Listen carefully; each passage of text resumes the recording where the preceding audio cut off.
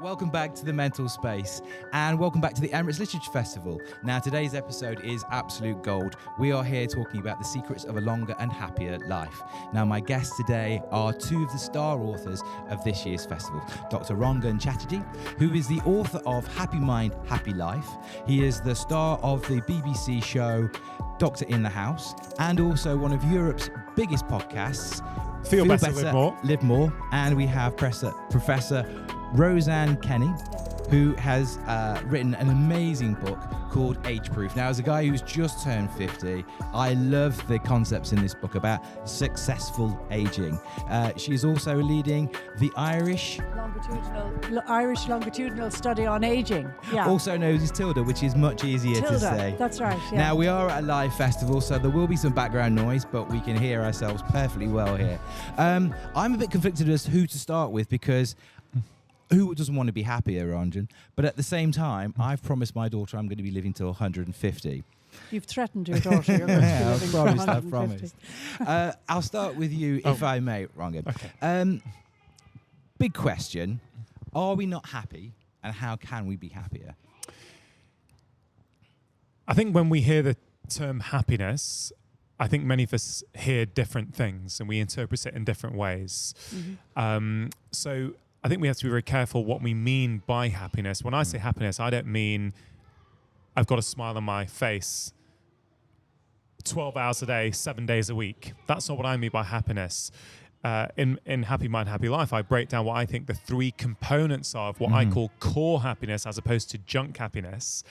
And those three components are alignment, contentment, and control. I think those are the three ingredients that if we work on those three things individually, then the side effect of that is we are going to be happier more often. So alignment is when your inner values and your external actions start to match up. Maybe not completely, but more and more. So the person who you really are inside and the person who you are being out there in the world starts to become closer and closer. Contentment is about those things that we can do that give us a sense of calm and peace. I think we all know what those things are for us individually if we think about it. And then the third component, the third ingredient, if you will, is what I call control. Not controlling the world around you, because I don't think it's possible to do that. It's about a sense of control. Giving ourselves a sense of control enables us to better face whatever the obstacles are that are going to be there in our life. You're talking about peace and calm, and obviously you've got quite a bit of noise, but you're doing very well. The point is, do I, in coming back to your question, are we not happy? Of course, you can't answer that individually for every single person, but as a society, I would say no. If you look at the rates of anxiety, depression, mental health problems, I think that really speaks quite starkly to the fact that as a society, no, we're not. And I think there's a real irony where, on one hand, humanity has never been more wealthy. We've never had more technology, more things to apparently make our lives easier. Yet people feel overwhelmed and stressed and mental health problems are going through the roof. So I think on some level, we have to accept that despite all of our advances as humans, the consequence has been, for many of us, that we don't feel happy. Well, I mean, we've just been going through, this last week, we've been talking on the Mental Space about a new report by McKinsey, which has looked here at Kuwait, Saudi Arabia, the UAE, and Qatar. And it's found 66% of the survey respondents struggling with their mental health. More people struggling than not. I wanted to come to you, Professor, because you've linked and you've talked about the importance of happiness and mental elements in terms of our physical health and our ability to live longer. So how do you think society is set up right now for us to be able to live longer? So actually, the whole concept of living longer aligns very beautifully with what Rangan has been talking about. And of course, they're one and the same thing. Our body isn't separate from our mental health, our brain health. And all of the factors that we know make for a healthier, happier, long life are things that are really important for mental health. And the solutions to having a healthier, happier, longer life are the same solutions, like having a purpose. in your day. Creativity, volunteering, social engagement, curiosity, variety in your life, and then in variety in your diet. And we know the diet is really important through the microbiome, that good bacteria, for mental health. Yeah. So all of the factors that we talk about with respect to healthy lifestyle are also important for happy lifestyle. They're not separate. The earlier we can introduce those behavioral changes, the better. But having said that, we were speaking to this morning. You know, there's no harm in reframing this, repackaging it, hearing it from different perspectives, because we know these things. Intuitively, we know them, but we're almost deaf or resistant to taking them on board. And then sometimes there's just a light bulb moment and you think, okay, I get it now. I understand why if I introduce a different diet, I'll actually feel better. I understand now why that is, although we've known it for some time, you know, as individuals. So, I think they're very closely aligned. One of the things that came out of this survey recently as well, and this has been backed up by previous surveys, there was a Cigna study, there was one by Bupa as well, which is burnout, and burnout being at absolute almost record levels. In the UEE, the Cigna study pegged it at 98% of respondents said that they were suffering from at least one symptom of burnout. Rangan, you were talking this morning about sometimes that we mistake success and ambition for the things that might make us happy, but clearly chasing success is not good for us. It's a really complex topic because, as the professor just mentioned, having a purpose each day, you know, having something to get out of bed for is important. And I completely agree. There's really good research on that showing how important meaning and purpose is for our health and our happiness. But that is an alarming statistic, right? In the UK, and I 2 weeks ago released a podcast all about burnout specifically because there was a UK study done about a year ago suggesting that 84% of employees in the UK have reported burnout in the past 2 years. Now, look, I can't tell you about the exact sample size. Can we say that figure holds true across the whole UK? I don't know if that's true, but it's certainly alarming that one study is showing 84%. I can certainly tell you from what I see in practice, it's going up and up and up. And this is pretty alarming because 20 years ago, I think we would have associated burnout with CEOs of top companies, right? Oh, they're working too hard.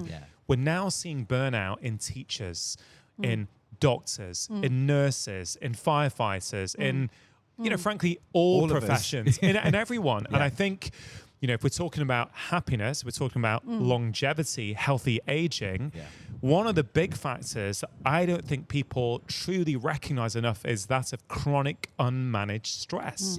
Right? We hear a lot about nutrition and movement. Hey, we're both fans that they're important things, right? But I sometimes think those things get more attention because, you know, nutrition, you can see what's on your plate 2 or 3 times a day. But a lot of chronic stress is kind of under the hood. It's invisible. We don't take it as seriously. So I think what I try and do is really shine a light that chronic unmanaged stress. Hey, stress is not all bad, right? A little bit of stress is good for us. But a lot of us are not recovering from the stress. That's what ultimately is what leads to burnout, is chronic unmanaged stress over a period of time. But, you know, I'm sure we could all speak to this in many ways, but, you know, just to give people one example of what it does, chronic unmanaged stress, we know, can impact the hippocampus, which is a part of your brain responsible for memory, right? So a little bit of stress before you go on stage helps you perform better, you know, bring in information from different areas so you can actually put things together. Wonderful. But stress day in, day out, every day that is not getting managed, that starts to kill nerve cells in your hippocampus. So, you know, many researchers now will say chronic stress is one of the causative factors, not just associated with, but causative with things like Alzheimer's. So we have to take this seriously. Are you capturing that in the data that you're finding through Tilda, your studies? Yeah, absolutely. There's no question that stress is really bad for the physical and the brain health component. And there's a lovely experiment even in young psychology students where showing the importance of sharing and social engagement and peer groups with helping with stress, daily stress. So they were each given a topic for debate.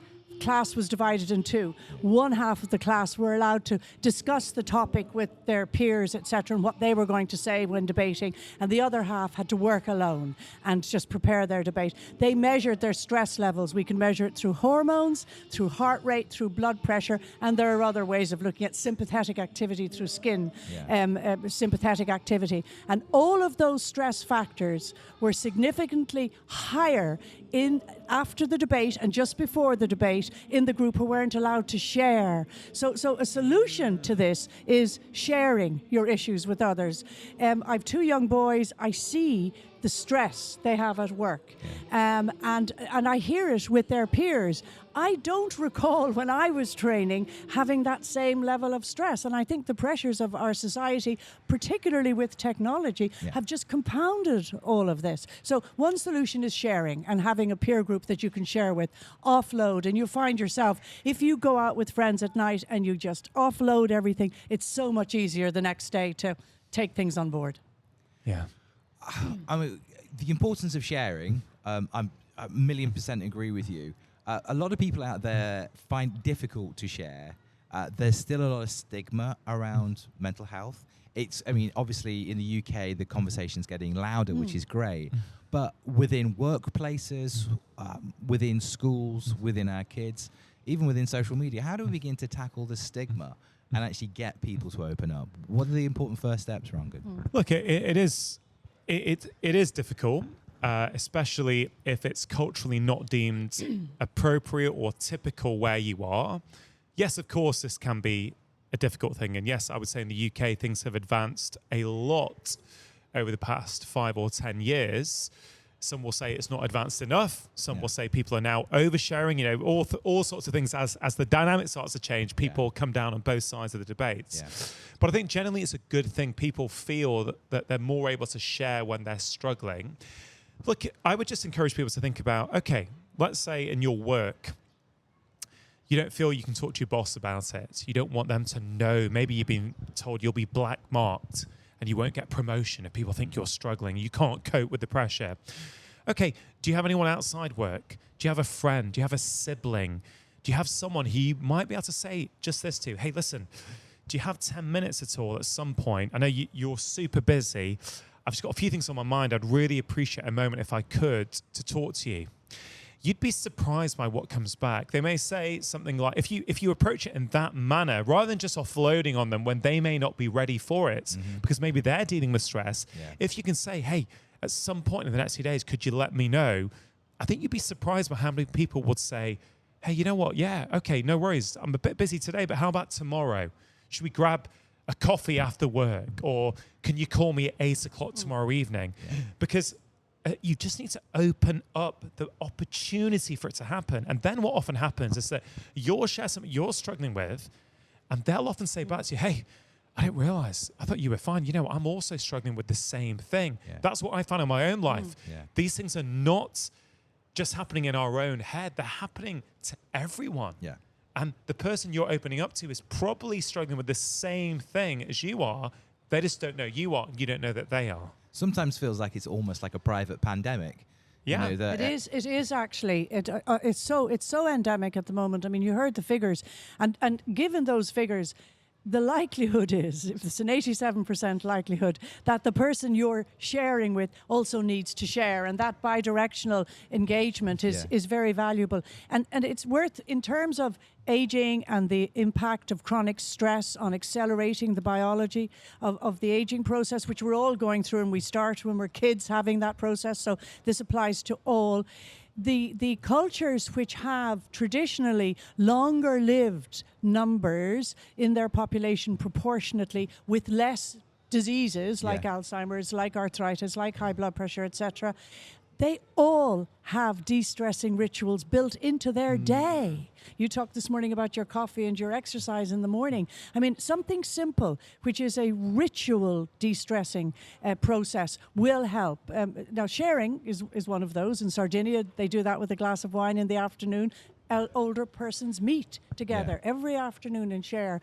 Okinawa share a ritual of green tea and reflection on ancestry. So that's their kind of de-stressing.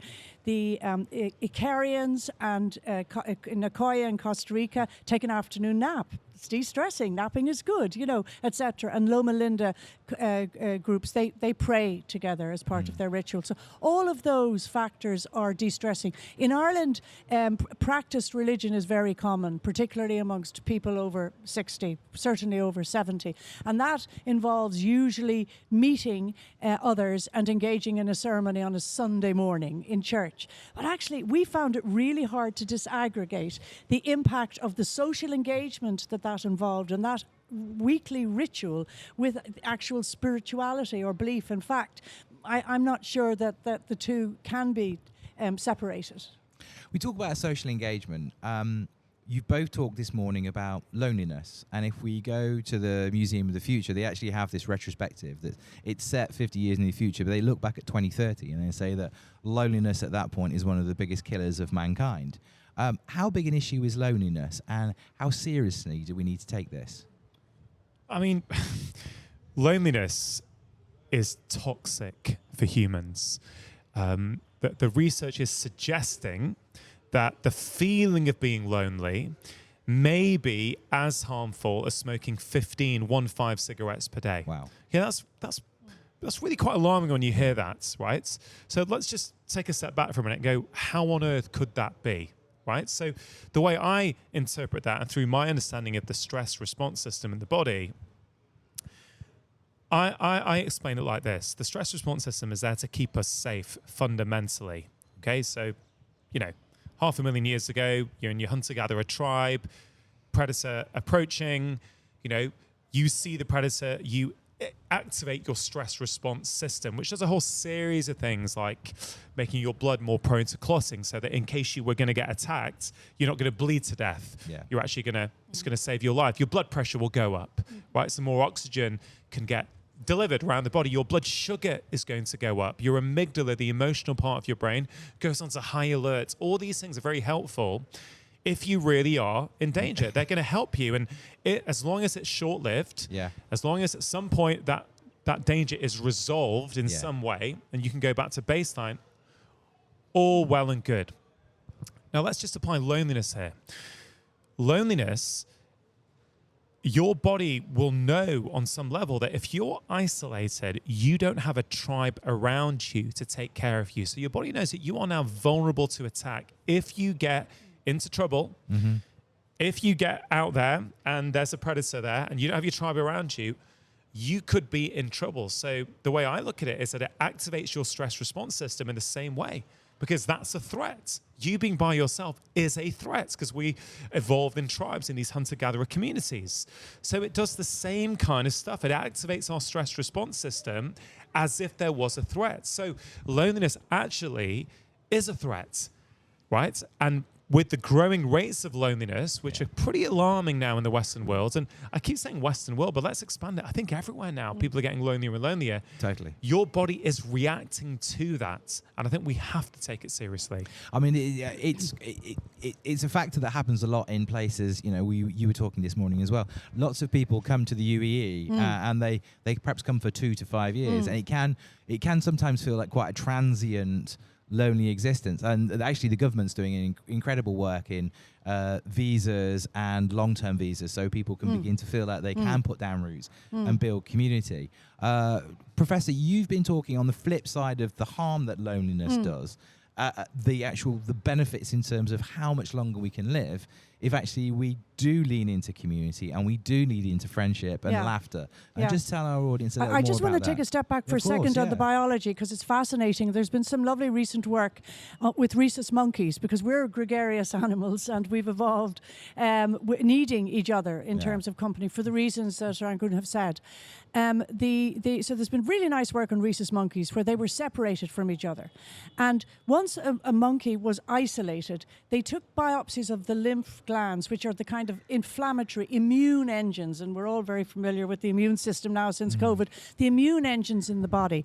And they found that within the lymph nodes, the genes for inflammation were all upregulated in the monkeys which had been separated. And that's probably the background to the link with cardiovascular disease, because inflammation and altered immune status are probably what underpins atherosclerosis, thickening of the arteries, and cigarette smoking does the same thing. Yeah. So that's the biology behind it. So we agree it's toxic. It's toxic at any age. What can we do about it? As individuals, I think you have to make an effort to reach out, to know it's really bad, and to share. I remember doing a podcast during COVID, and in our study, the prevalence of loneliness increased threefold during COVID. So forced social isolation, that becomes loneliness. And just to share meals, even by Zoom, even on WhatsApp, if you can't share physically with people, make an effort to share a meal. That's one thing that's really important. Make an effort to join up with people. When I say that to patients, because I do clinics, cardiovascular and autonomic clinics, and they'll say, oh gosh, yeah, but I mean, I feel so, it's so weak of me to reach out like that. I guarantee you the person you're reaching out to also wants someone to reach out to them. That's the highest probability. So I think just to have courage to reach out. Volunteering is really important, and this whole organization is ticking with wonderful volunteers. Volunteering is important, but our research would show that if you don't get involved in volunteering before you retire, you're really unlikely to get involved afterwards. And a lot of people put it off and say, when I retire, I'm going to do boom, boom, boom, boom, boom, boom, boom, boom. Doesn't actually happen. So prepare yourself and start volunteering early. I've listened to both of you talking, and I find it absolutely fascinating. We talk about people who retire, and we tend to, and I've struggled with this in the past, and perhaps hopefully come through it a little bit. But my job title was one thing for a lot of my life. And the minute I was no longer that one title, I was all at sea, didn't know who I was. My mental health really struggled. We see people retiring, and then all of a sudden, the one thing they were all their life, they no longer are. We're also in a very volatile situation where people do lose their jobs and do lose their roles. So how can we navigate this modern world where, it's... Our jobs are just something we do as opposed to the thing we are? It's a great question. First of all, is to acknowledge it's not easy, this. Okay, there's no simple answer, but this is something I've wrestled with over the past 2 years, and I've changed the way I view myself to try and address this. I no longer really identify as a doctor or even as a father. Let me be really clear what I mean by that. My job as a father, my role as a father is one of the most important things to me. How I bring up my 2 kids, I don't think there's anything that's more important to me in my life. My ability to look after my patients and help them is also something that's very important to me. But I've now got to a point where these are roles that I play, right? They're important roles, but they're not who I am. Because if I make them who I am, then I'm in a very vulnerable position. If I was to get fired in my job, I would be all out at sea, right? If I got sick, like my dad did at 58, and could no longer work, then you've got a big existential problem. Who am I if I can't do that job? So I've learned from that to go, no, I cannot identify with that. I used to. And I wrote a chapter on this in Happy Mind, Happy Life, because I was really trying to help people navigate through this. And I think it comes back to values, right? Because if you then can identify with your values, and, I think people should all ask themselves, what are their core values? And don't worry if you don't know straight away, but if you ask yourself this once a month and you keep asking yourself, you will start to refine it. And at this stage in my life, in my mid-40s, I would say my 3 values are integrity, compassion, and curiosity. So those are the 3 values I bring to everything I do in life, whether it's as a podcast host, whether it's as a father, whether it's ordering a coffee at a local coffee shop. Am I behaving in accordance with those values even when I'm at a coffee shop? Because I think that then insulates me slightly. Of course, if I lost my job, I'm not suddenly saying it would be easy and I'd have no problem with it. But I think if I can start to really identify with my values and practice my values as much as I can, then I'm living in alignment. And I think that helps me be less susceptible to these kind of problems that may be out of my control. Well, that feels like that's actually talking to all of the 3 pillars that you talked about, because you are more fluid, you are more agile, you are more resilient to what life is going to throw at you. Have you seen, and how have you seen that play out, particularly through your work? You know, when people, and you talking to a member of the audience this morning, and you were like, okay, the kids are with you until 40, but then, I'm still paying for mine. But then once that empty nest syndrome almost comes in, how important is it for, and you talked about a lady who was in her 80s and she was doing yoga in your book, how important is to have that sense of identity within yourself as opposed to being defined by the things around you or the roles that you play? Well, actually, it occurred to me while you were speaking that a helpful hook for that is curiosity, is to continue to have curiosity, and curiosity in your entire environment, in individuals that you may only meet for a 5-minute period. We were talking this morning, I still do clinical medicine, but I do an awful lot of other rubbish as well, administrative stuff. And, the research is fun, but a lot of my life is not fun. The administration is not fun.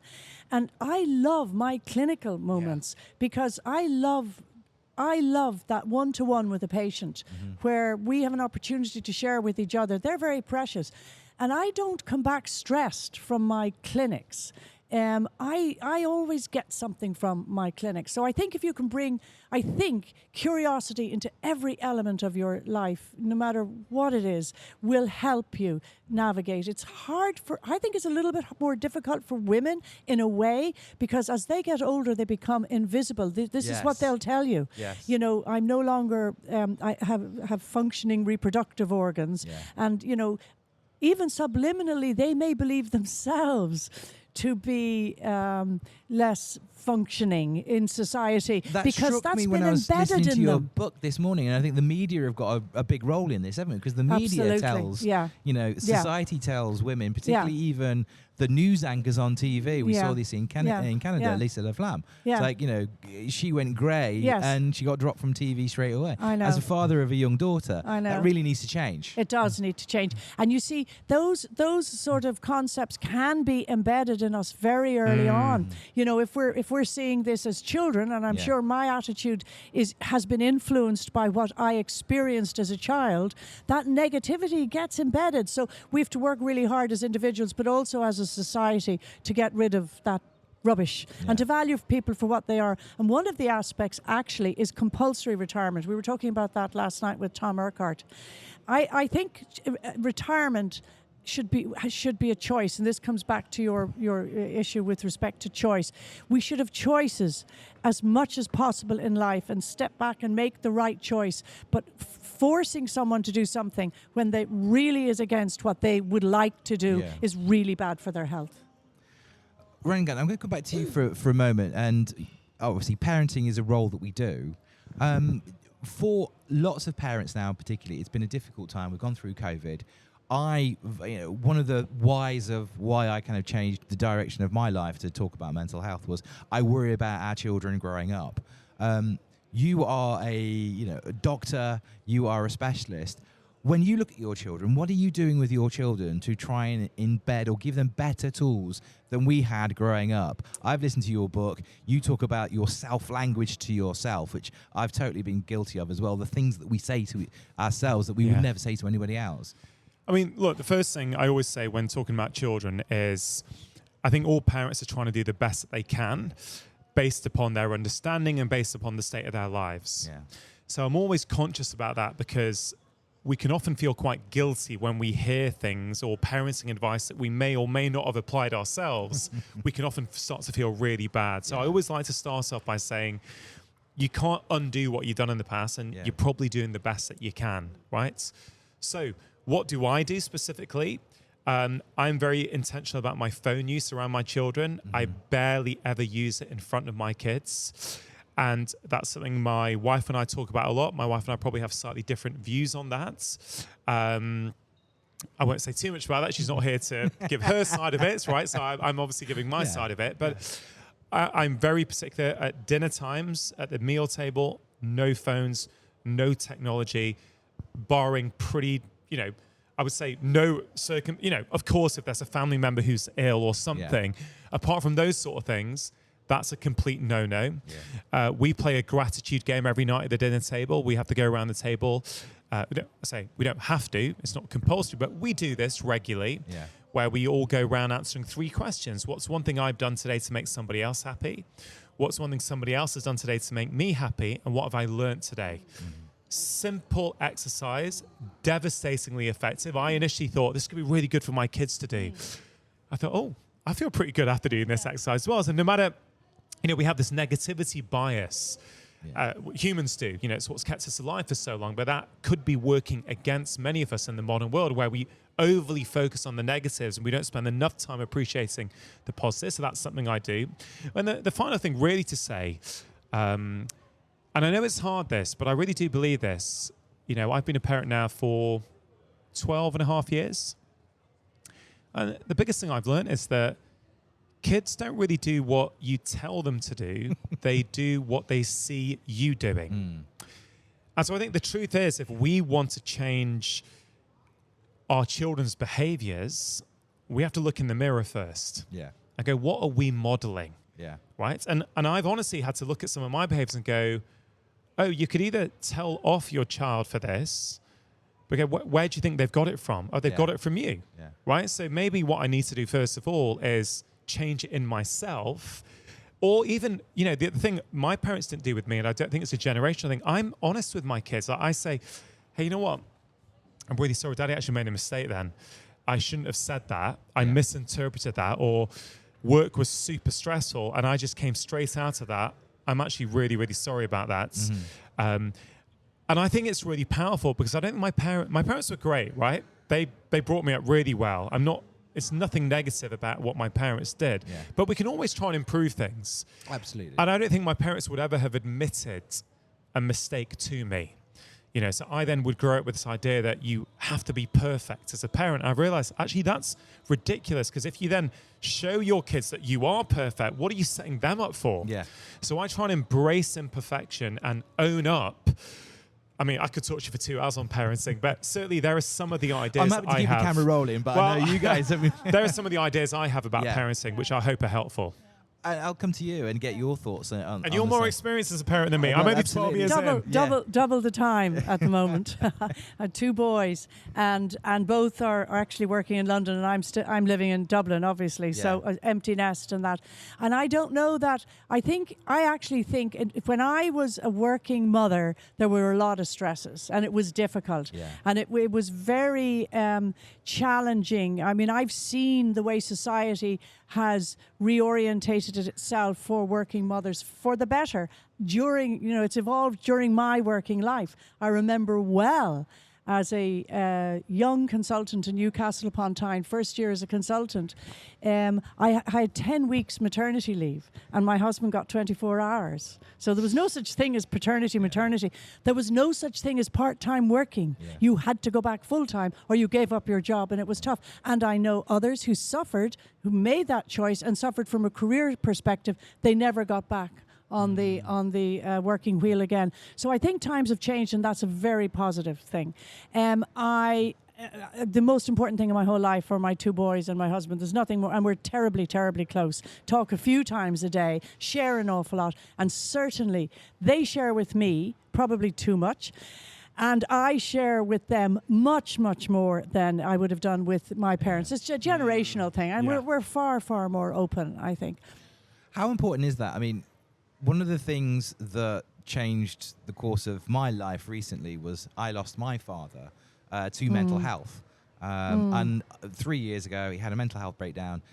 3 months later, he was dead, drank himself to death. And as I looked down on the body in his casket, it was like, we never had a conversation about mental health. And I know, Rangan, you talked about your father, you know, and how hard he worked all of his life. But even in the book, you talk about you don't think he was happy. Did you have that conversation with him? And how important is that conversation between our family to have? You know, that's a really interesting question. I think, you know, this March will be 10 years since Dad died, and I'm not sure whether the term mental health even existed in the public vernacular 10 years ago. Yeah. Like, I'm being deadly serious. Absolutely, like, we're so used to it now online. It wasn't that long ago where it didn't even exist as a concept. Certainly not to me, at least in what I was exposed to. So I'm not sure it would have made sense to me as a conversation to have had with dads.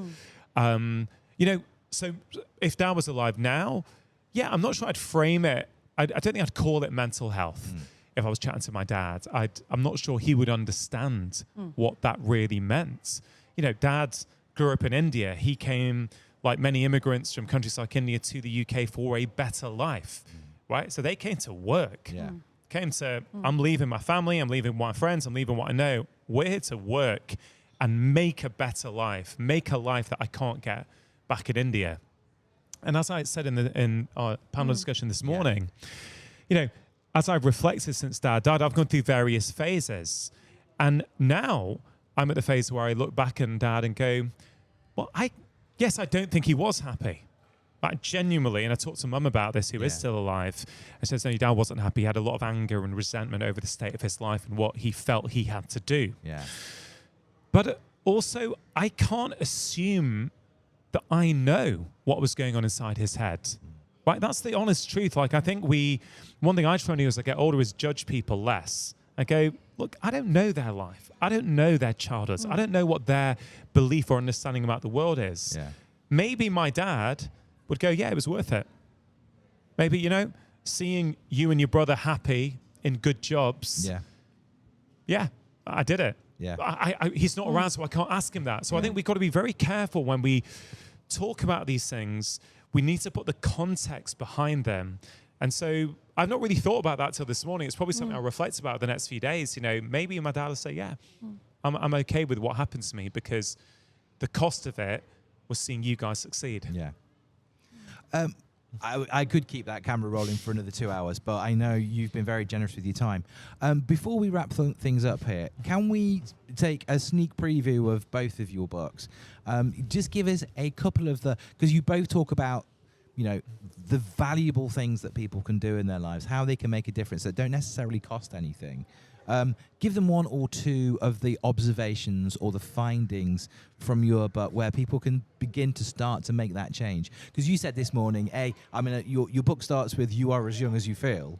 Yeah, and you said this morning it's never too late to start. Well, first of all, there is a good science now behind "You're as young as you feel." Yeah, and attitude matters.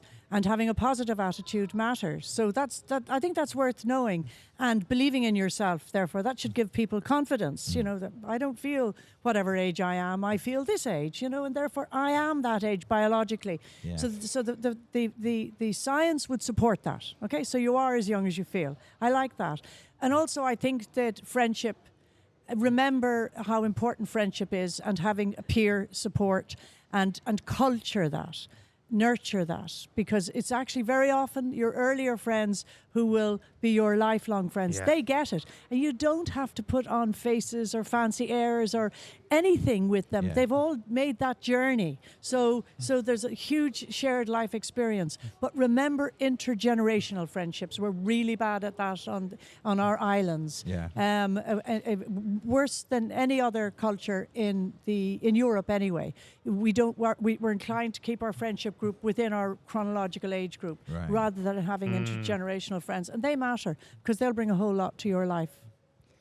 And the same from you, Rangan. Yeah. Just a couple of tools that we can take into our lives. There's just so many things we can do. I love love everything you just said about the intergenerational friends. I think, that's something I seems really... to have fractured. It seems to be something that we've lost over time. Yeah, I really do feel that. And you see, like, the obvious example is something like Italy. You would see that as a culture where they really embrace the generations, the Mediterranean countries. Even, I'm from India.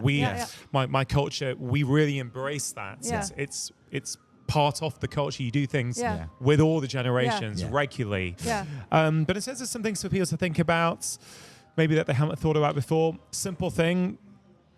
Think about 3 things that make you really happy and content. Write them down, put them on your fridge, and see if you can do them each week. So simple, but actually very, very effective. It just brings intention. Could be simple things like a walk in nature or time with your kids or whatever it might be. Very, very simple. The second one I'm going to say relates to my favorite chapter in Happy Mind, Happy Life. It's chapter 5, which is called Seek Out Friction. And this has been life-changing for me. Because we've been talking about stress, both of us, and the impact it has on us. A lot of stress, not all of it, a lot of stress is how we perceive things. And so what I've been doing for a few years now is any bit of social friction in my day. So when someone does something that starts to bother me or irritate me, instead of wishing they would behave differently, I turn the mirror around and go, why is that bothering you? What's that bringing up inside of you? And then, can you deal with that and change it? There's a lot more I could say about that, but it's truly a life-changing perspective and practice for me, because you realize actually in every situation, you actually have a choice as to the story you put on it. You can take a disempowering story that, oh, poor me, I can't believe people treat me like that. My life would be better if that driver didn't cut me up. Yeah. Or you could go, hey, I wonder what's going on in that driver's life. I wonder if they slept last night, or maybe their daughter was up with a cold last night, or maybe, they think they're about to lose their job and they're late and they're trying to get there. Doesn't matter. The story, actually, the truth doesn't matter. When you learn to start putting a positive slant on these things, Professor, you just mentioned positive attitude, right? Once you start doing that, you actually change how stressed you feel about the same events. So 2 quick take-homes there for people to maybe reflect on and implement. I genuinely could carry on this conversation for ages, but I just want to say thank you for joining us on the Mental Space today. The books are available, get them. We've got Happy Mind, Happy Life, and we've got age-proof, incredible books. Please go out and buy them. And to both of you today, thank you very much for your time, your wisdom, and your insights. Thank you. Thanks for having us.